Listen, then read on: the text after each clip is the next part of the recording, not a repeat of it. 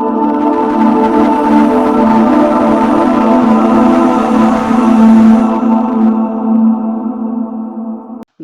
વાલા મિત્રો, અમારી ચેનલમાં અમે આપનું હાર્દિક સ્વાગત કરીએ છીએ।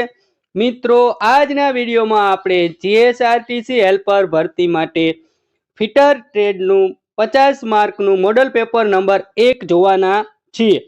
આજના મોડલ પેપર નંબર 1માં ફિટર ટ્રેડના મોસ્ટ ઇમ્પોર્ટન્ટ 50 પ્રશ્નોની ચર્ચા આ વિડીયોમાં આપણે કરીશું। આજના જે મોસ્ટ ઇમ્પોર્ટન્ટ પ્રશ્નો છે તેને અંત સુધી જોવાનું ભૂલતા નહીં। અને જો વિડીયો પસંદ આવે તો વિડીયોને એક લાઇક કરી દેજો, અન્ય મિત્રોને શેર કરવાનું ભૂલતા નહીં। અને જે મિત્રોએ હજી સુધી અમારી ચેનલને સબસ્ક્રાઇબ ન કરી હોય તે અમારી ચેનલને સબસ્ક્રાઇબ કરી લેજો। ચાલો મિત્રો, આજના વિડીયોની શરૂઆત કરીએ પ્રશ્ન નંબર 1 થી। પ્રશ્ન 1, નીચેના ફાઇલના ભાગને એક્સ તરીકે ચિહ્નિત કરેલ છે તેને શું કહે છે? તો મિત્રો, આ પ્રશ્નનો સાચો જવાબ છે ઓપ્શન બી, તાગ।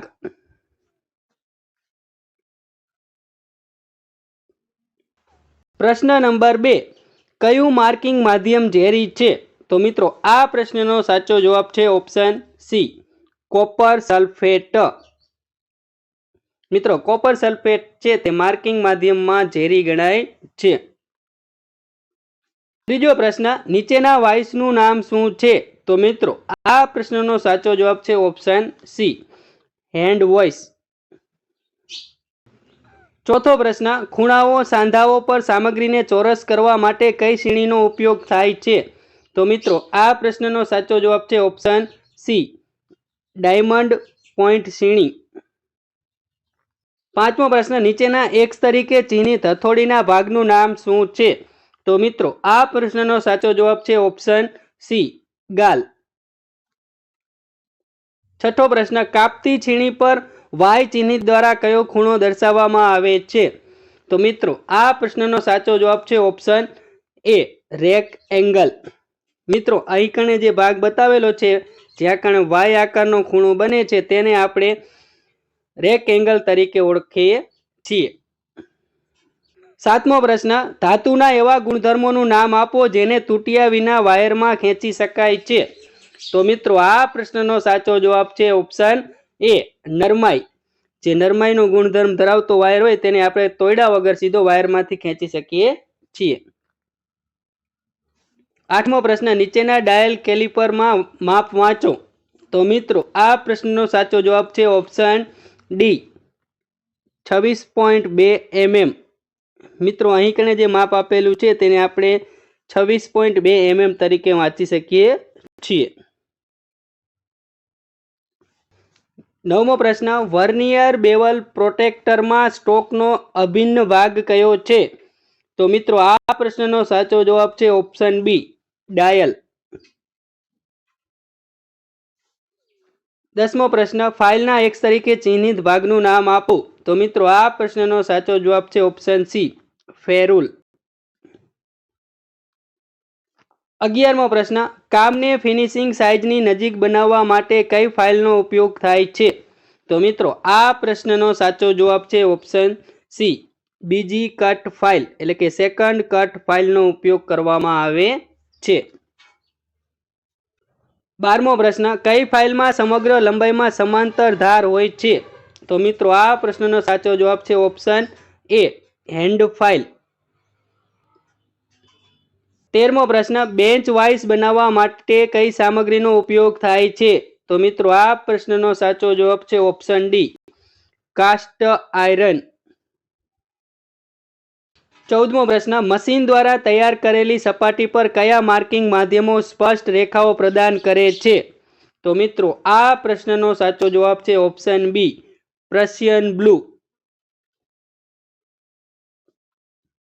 15મો પ્રશ્ન, ગોળાકાર પટ્ટીના કેન્દ્રને ચિહ્નિત કરવા માટે કયા કેલિપરનો ઉપયોગ થાય છે? તો મિત્રો, આ પ્રશ્નનો સાચો જવાબ છે ઓપ્શન એ, જેની કેલિપર। 16મો પ્રશ્ન, નીચે એક્સ તરીકે ચિહ્નિત ભાગનું નામ આપો। તો મિત્રો, આ પ્રશ્નનો સાચો જવાબ છે ઓપ્શન ડી, આધાર સ્તંભ। 17મો પ્રશ્ન, નીચે આપેલ કોણીય માપ સાધનનું નામ આપો।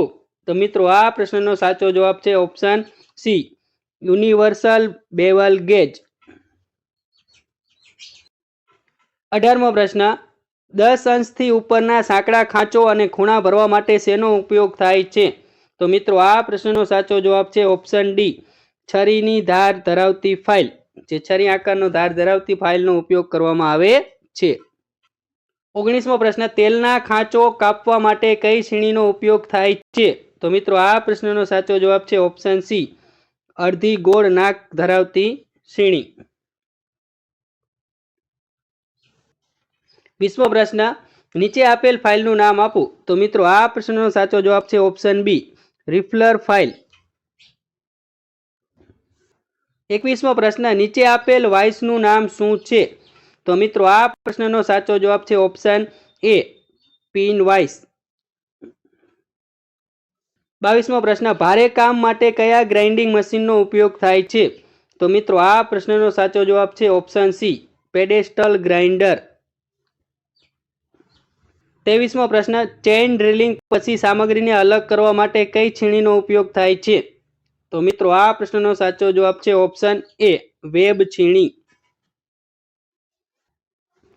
24મો પ્રશ્ન લાકડાના કરવતના દાંતને તીક્ષ્ણ બનાવવા માટે કઈ ફાઇલનો ઉપયોગ થાય છે? મિત્રો આ પ્રશ્નનો સાચો જવાબ છે ઓપ્શન સી મિલ્સો ફાઇલ.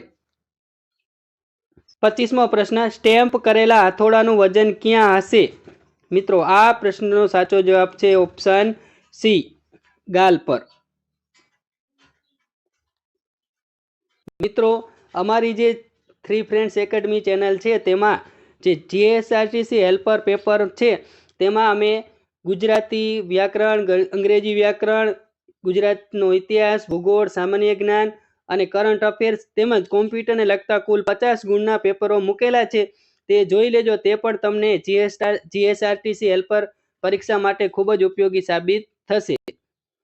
26મો પ્રશ્ન ધાતુના તાણ બળોના પ્રભાવનો પ્રતિકાર કરવા માટેનો ગુણધર્મ શું છે તે જણાવો.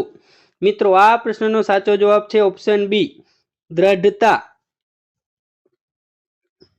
27મો પ્રશ્ન નીચેના એક્સ તરીકે ચિહ્નિત ભાગનું નામ આપો. મિત્રો આ પ્રશ્નનો સાચો જવાબ છે ઓપ્શન એ એરણ. 28મો પ્રશ્ન માઇક્રોમીટરની બહારના મેટ્રિકની ચોકસાઈ કેટલી છે? તો મિત્રો આ પ્રશ્નનો સાચો જવાબ છે ઓપ્શન એ 0.01 mm. 29મો પ્રશ્ન અહીં નીચેના એક્સ તરીકે ચિહ્નિત ભાગનું નામ આપો. તો મિત્રો આ પ્રશ્નનો સાચો જવાબ છે ઓપ્શન ડી પોઈન્ટ એંગલ. 30મો પ્રશ્ન ડ્રીલ સેન્કમાં કયા પ્રકારનું ટેમ્પર આપવામાં આવે છે? તો મિત્રો આ પ્રશ્નનો સાચો જવાબ છે ઓપ્શન સી માર્સ ટેપર. 31મો પ્રશ્ન મશીન સ્પિન્ડલમાંથી ડ્રીલ અને સોકેટ દૂર કરવા માટે શેનો ઉપયોગ થાય છે? મિત્રો આ પ્રશ્નનો સાચો જવાબ છે ઓપ્શન એ ડ્રિફ્ટ. 32મો પ્રશ્ન પ્રતિબંધિત જગ્યાએ ઉપયોગમાં લેવાતા ટેમ્પ રેન્ચનું નામ જણાવો. મિત્રો આ પ્રશ્નનો સાચો જવાબ છે option B T handle tap wrench. 33મો પ્રશ્ન ડ્રિલિંગ કામગીરીમાં ફીડનો એકમ શું છે? તો મિત્રો આ પ્રશ્નનો સાચો જવાબ છે ઓપ્શન બી mm/રેવ. 34મો પ્રશ્ન વર્નિયર કેપિલરમાં એક્સ તરીકે ચિહ્નિત ભાગનું નામ આપો. તો મિત્રો આ પ્રશ્નનો સાચો જવાબ છે ઓપ્શન સી ડેપ્થ બાર. મિત્રો અહીં જે ચિહ્નિત કરેલો ભાગ છે તેને ડેપ્થ બાર તરીકે ઓળખવામાં આવે છે. 35મો પ્રશ્ન કોમ્બિનેશન સેટમાં પ્રોટેક્ટર હેડની ચોકસાઈ કેટલી છે? તો મિત્રો આ પ્રશ્નનો સાચો જવાબ છે ઓપ્શન એ 1 અંશ. 36મો પ્રશ્ન ટ્રાય સ્ક્વેરની ચોકસાઈ કેટલી છે? તો મિત્રો આ પ્રશ્નનો સાચો જવાબ છે ઓપ્શન સી 10 mm લંબાઈ દીઠ 0.002 mm. 37મો પ્રશ્ન સાક્ષી ચિહ્નો માટે કયા પંચનો ઉપયોગ થાય છે? તો મિત્રો આ પ્રશ્નનો સાચો જવાબ છે ઓપ્શન એ ડોટ પંચ. 38મો પ્રશ્ન જે કેલિપરનો એક પગ એડજસ્ટેબલ ડિવાઈડર પોઈન્ટ સાથે હોય છે અને બીજો પગ વળેલો હોય છે તેનું નામ શું છે? તો મિત્રો આ પ્રશ્નનો સાચો જવાબ છે ઓપ્શન એ જેની કેલિપર. મિત્રો જે જેની કેલિપર છે તેનો એક પગ એડજસ્ટેબલ ડિવાઈડર પોઈન્ટ સાથે હોય છે અને બીજો પગ વળેલો હોય છે. 39મો પ્રશ્ન, સરફેસ ગેજમાં X તરીકે ચિહ્નિત ભાગનું નામ શું છે? તો મિત્રો આ પ્રશ્નનો સાચો જવાબ છે ઓપ્શન બી, સ્નગ.